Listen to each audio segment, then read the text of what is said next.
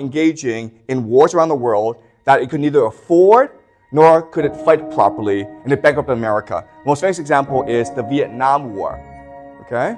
Where America lost about 50,000 soldiers and killed millions and millions of Vietnamese civilians. It was a pointless, brutal war that almost bankrupted America, and it almost caused a civil war in America, right? At this time, America was also competing with the Soviet Union in the space race, right? So in 1969, America sent a man to the moon. And this is a real picture, okay? Now some of you might be like, some of you who might be conspiracy theorists, okay? Not me, but some of you might be conspiracy theorists, say, wait a minute here! Why is the lighting perfect on the moon, right? And why are there no stars in space? And why is this flag floating around, okay? Conspiracy theorists would ask these questions. I don't ask these questions because I'm not a conspiracy theorist. Just so we're completely sure, okay? Also at this time, Lyndon B. Johnson announced the Great Society, which was this fantastic social program to ensure that each and every American had an opportunity at the American dream. Okay, so you had free healthcare for the elderly. You had programs like Head Start. It was fantastic, but it was also really, really expensive. So if you are a nation like France, you're like, you know what? America is sending people to the moon. It's fighting all these pointless wars, and it's building all these great social programs for its population. Does America have the money to do this?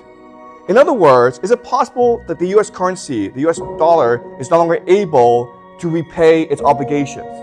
That's why France, under Charles de Gaulle, sent warships to America in the mid-60s to repatriate its gold. It's afraid that America will go bankrupt. And this proved very, very wise. And after France did this, there's now this fear among Americans that every nation will do this. And then every nation did this, America will go bankrupt, right? That's why in the year 1971, Richard Nixon announces the US dollar will no longer be tied to gold, which means that you can't use US dollars to buy gold anymore. Which means what? Which means the US dollar is based on nothing.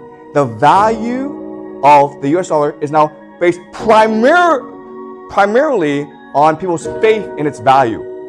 Okay? So this leads to a lot of problems like inflation and oil shock. So to solve this problem, in 1973, Nixon signs an agreement with Saudi Arabia. Basically, the agreement is that from now on, Saudi Arabia, which is the world's largest oil exporter, will only take payments in US dollars. And whatever savings that Saudi Arabia has will be invested in US treasuries. Okay? So this is what we call the petrodollar. And the idea here is now the value of the US dollar is tied to the value of oil, okay? You can always exchange US dollars for oil. But then Nixon did something that was extremely clever. He went to China, okay? So for the longest time, China and the United States were in a Cold War. Americans basically isolated China. So in 1972, Nixon visited Mao Zedong. Why? The answer is very simple. Because he needed more consumers to buy US dollars. Does that make sense?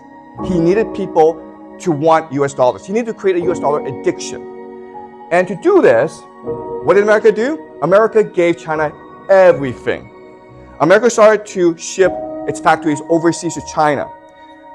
America gave all its expertise and technology to China. America started to educate the Chinese elite.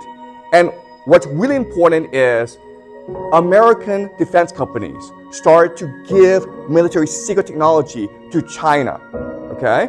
Now, I know that in the United States, people believe that China stole this technology. China didn't have to steal this technology because America gave it to China for free, okay? Why would America do this? To create dependence on America. Because once the dependence is created, then Chinese will want US dollars, okay? The intention has always been to create a market for